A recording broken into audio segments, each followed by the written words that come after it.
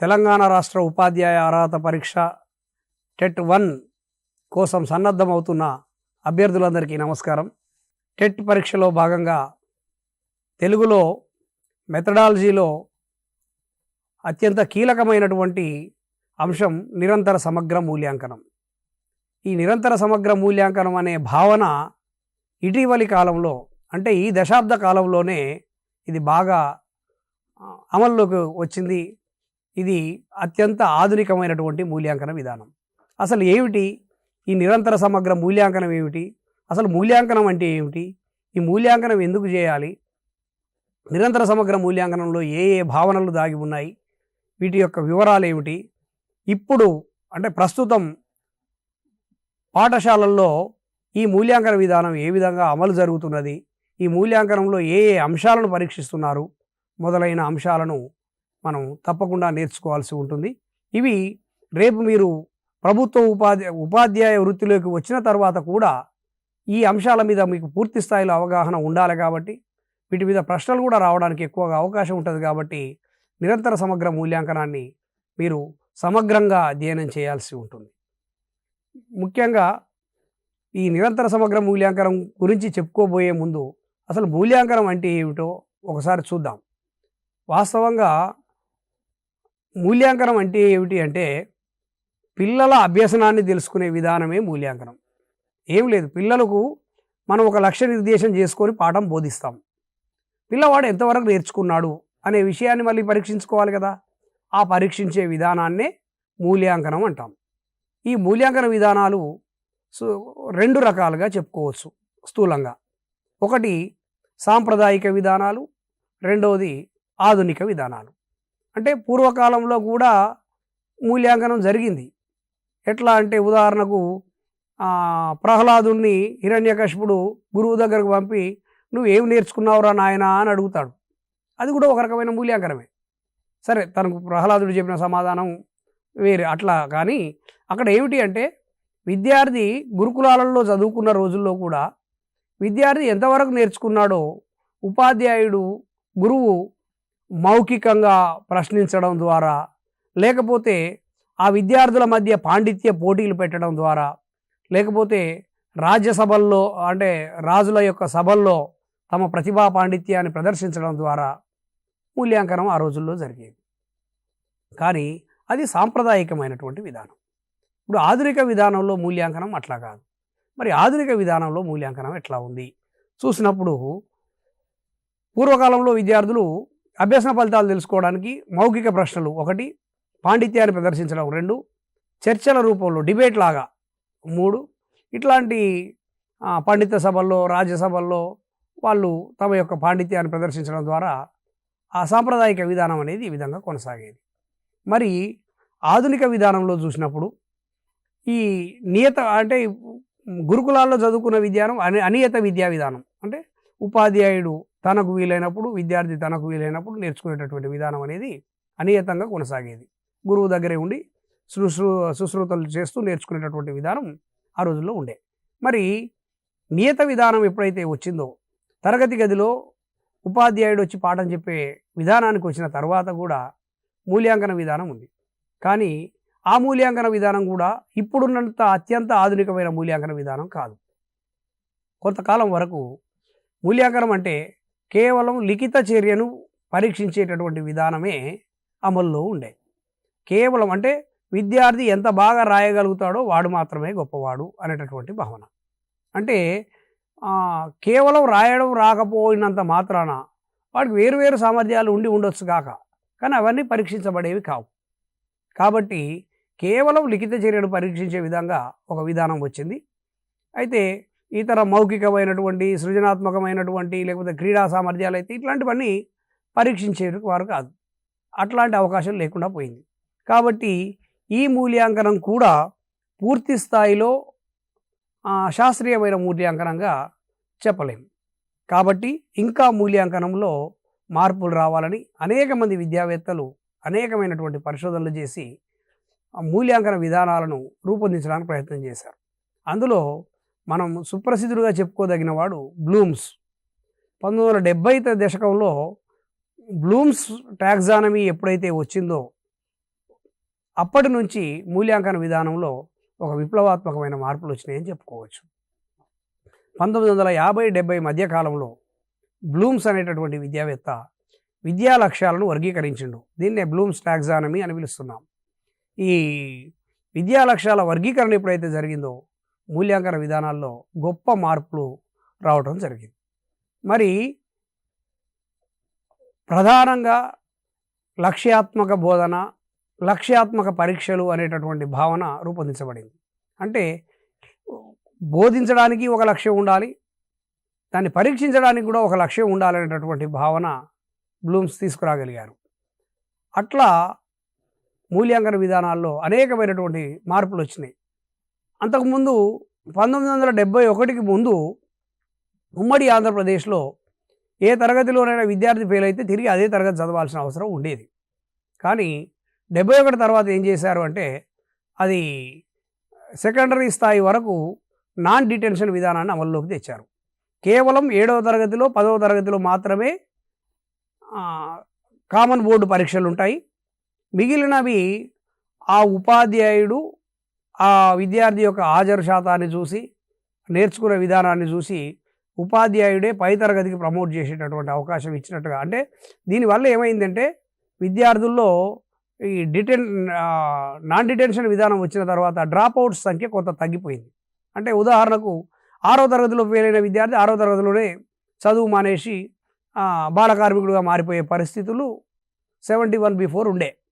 ఇదంతా గమనించి ఈ మూల్యాంకన విధానంలో మార్పు రావాలి, విద్యార్థులు ఎలాగైనా ఉన్నత విద్య అభ్యసించడానికి తగిన మార్గాన్ని మనం సూచించాలని ఈ 71 నుంచి నాన్ డిటెన్షన్ మెథడ్ ఎప్పుడైతే వచ్చిందో అప్పటి నుంచి చదివే పిల్లల సంఖ్య కూడా క్రమంగా పెరుగుతూ వచ్చింది.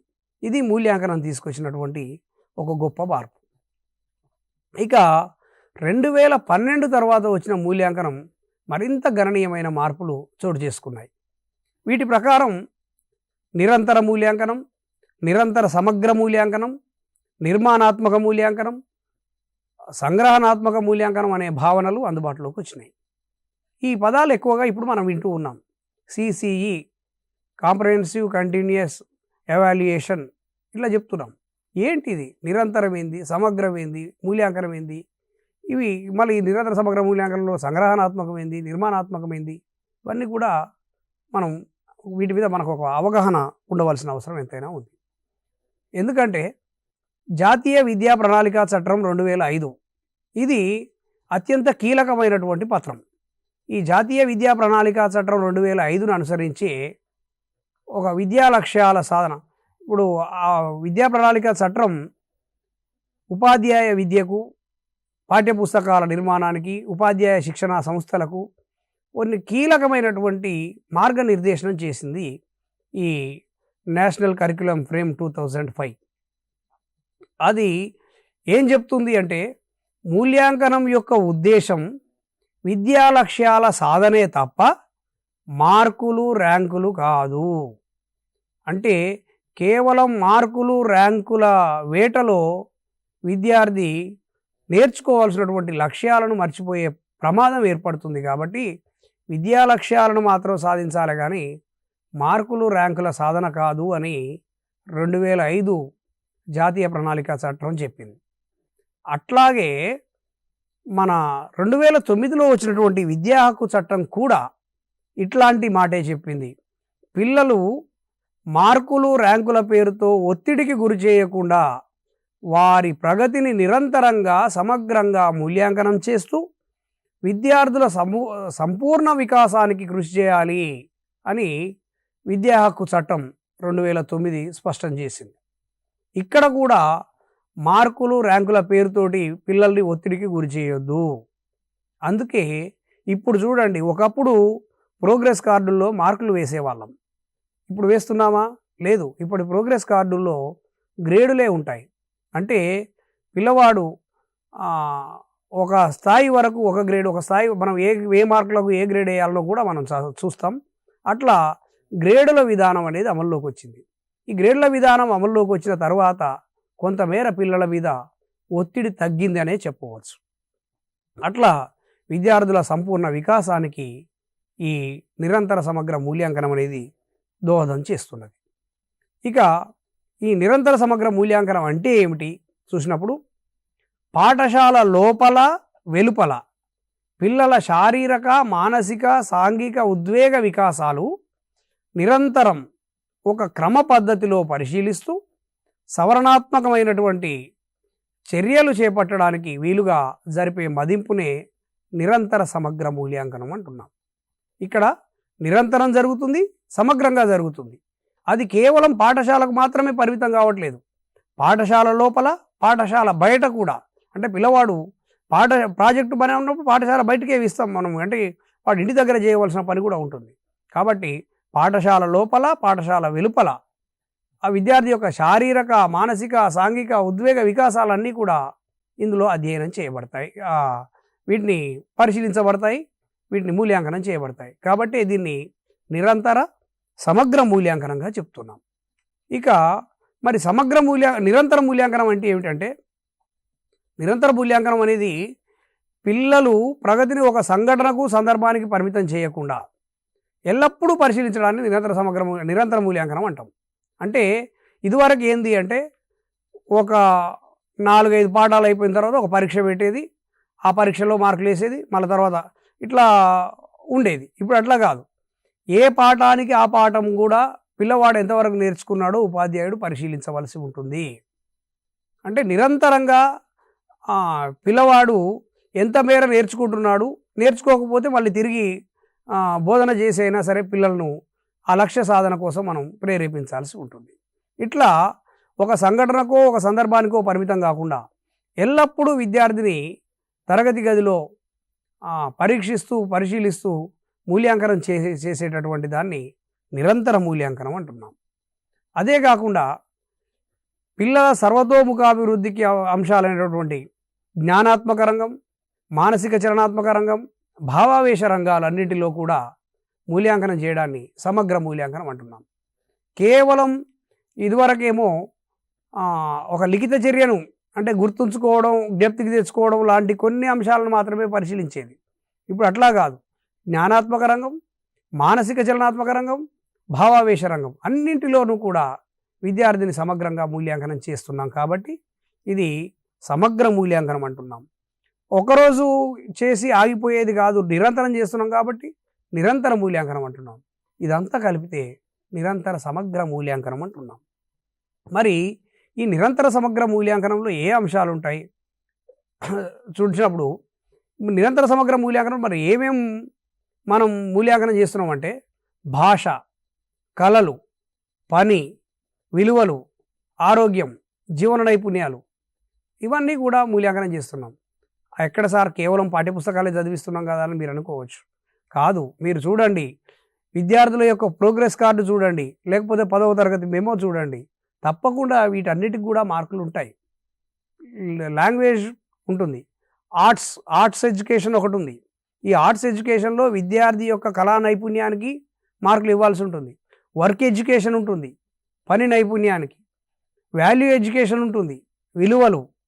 హెల్త్ ఎడ్యుకేషన్ ఉంటుంది, లైఫ్ స్కిల్స్ ఉంటాయి. ఇవన్నింటికి కూడా విద్యార్థులకు గ్రేడింగ్ ఇవ్వడం జరుగుతుంది. కాబట్టి ఇవన్నీ కూడా మూల్యాంకనంలో భాగమే.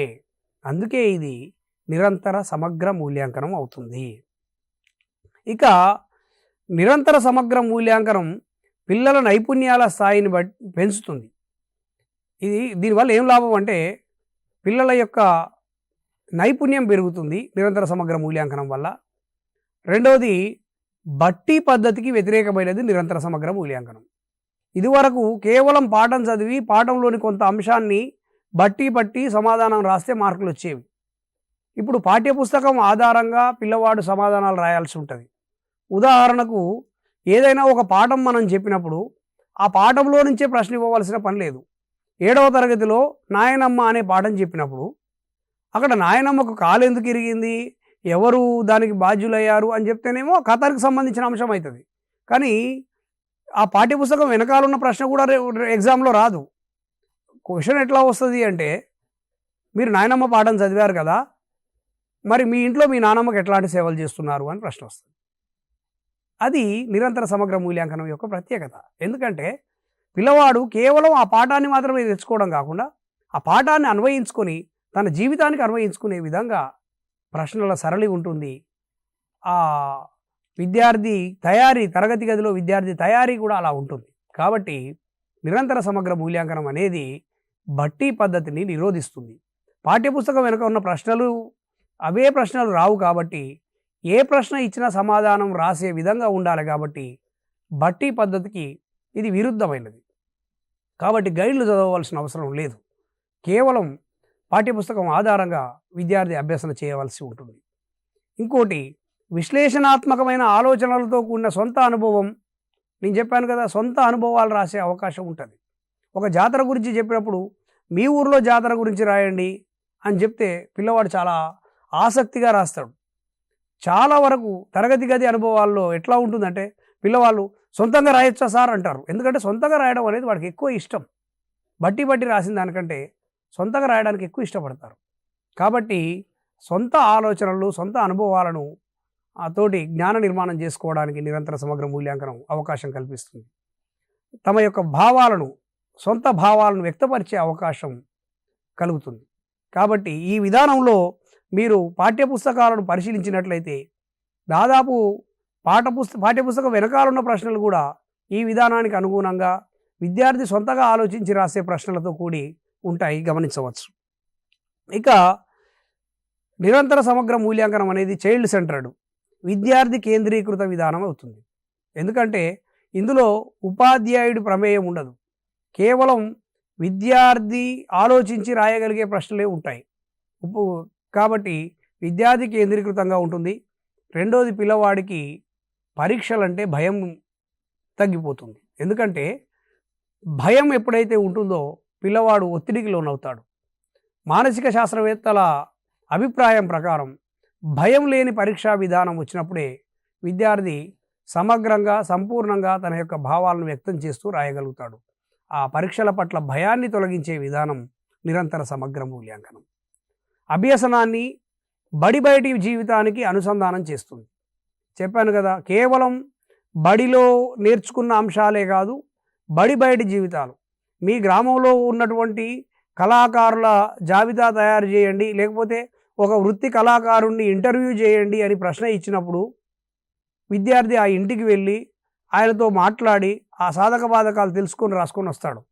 అప్పుడు అది కేవలం పాఠ్యాంశానికి సంబంధించిన అంశం కాదు, బయటి జీవితాన్ని కూడా విద్యార్థి అధ్యయనం చేయడానికి అవకాశం ఉంటుంది. ఇట్లా బయటి జీవితాన్ని బడితో అనుసంధానం చేసే విధానం నిరంతర సమగ్ర మూల్యాంకనం.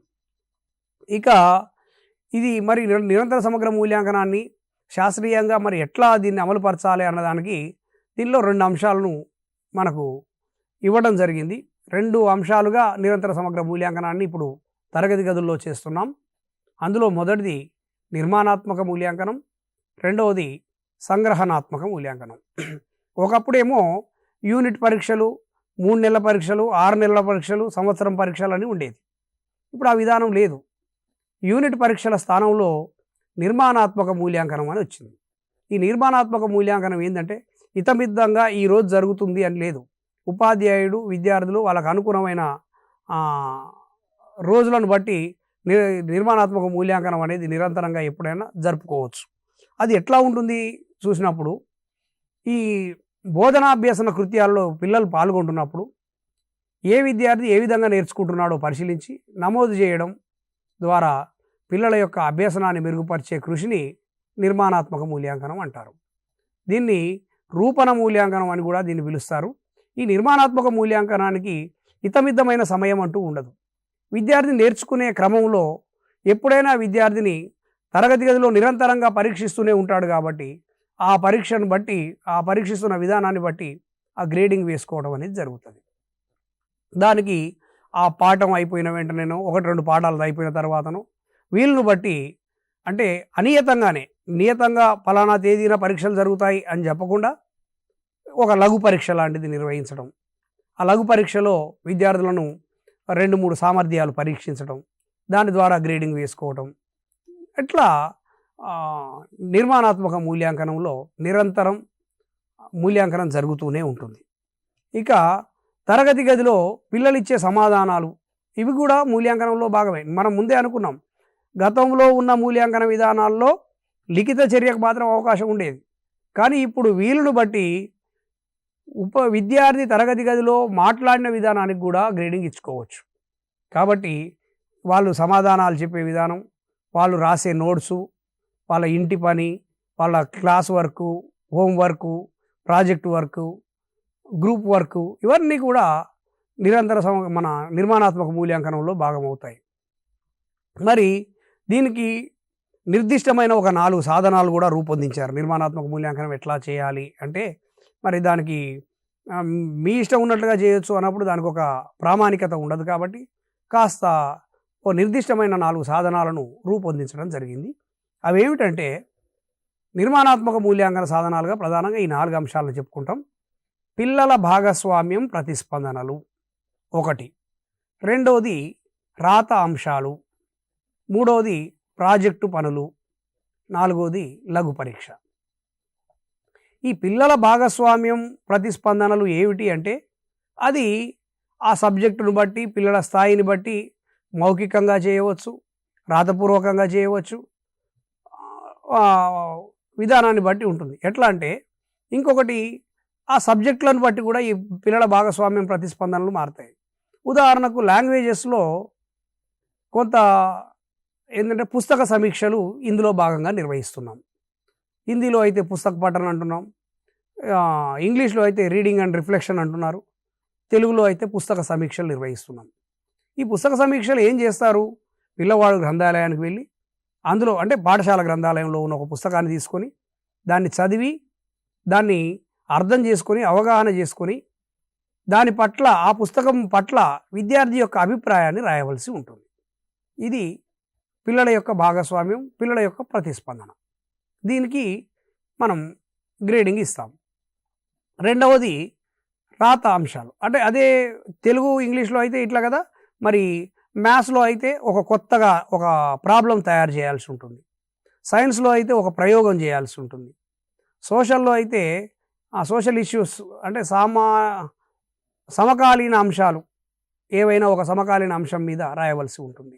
ఇవన్నీ కూడా పిల్లవాడి యొక్క భాగస్వామ్యాన్ని, ప్రతిస్పందనను, అంటే ఇప్పుడు జరుగుతున్న ఒక ఇన్సిడెంట్ ఏదైనా కరోనా ఉందనుకున్నాం, కరోనా మీద వాడి యొక్క అభిప్రాయాన్ని, వారి స్పందనను రాయాలి. అది సమకాలీన అంశం అది సాంఘిక శాస్త్రంలో. ఇట్లా పిల్లల భాగస్వామ్యం ప్రతిస్పందనలు అనే చోట ఆయా సబ్జెక్టులను బట్టి అంశాలు మారుతాయి.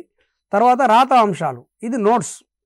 పిల్లవాడు రాసేటటువంటి మనకు పాఠ్యపుస్తకం వెనకాల ఉన్నటువంటి అభ్యాసాలను పిల్లవాడు సొంతగా నోట్స్ రాయించాలి. అంటే ఇది గైడ్ చూసి రాసిన వాటికి మార్కులు వేయడం కాదు, విద్యార్థి స్వతహాగా ఆలోచించి రాయగలిగిన అభ్యాసాలే పాఠ్యపుస్తకాల వెనుక ఉన్నాయి, వాటిని ఆ విధంగానే విద్యార్థుల చేత అభ్యాసం చేయించాలి. అట్లా రాత అంశాలు. ప్రాజెక్టు పనులు కూడా పాఠ్యాంశాల వెనకాలనే మనకు ప్రాజెక్టులు కూడా నిర్దేశించడం జరిగింది.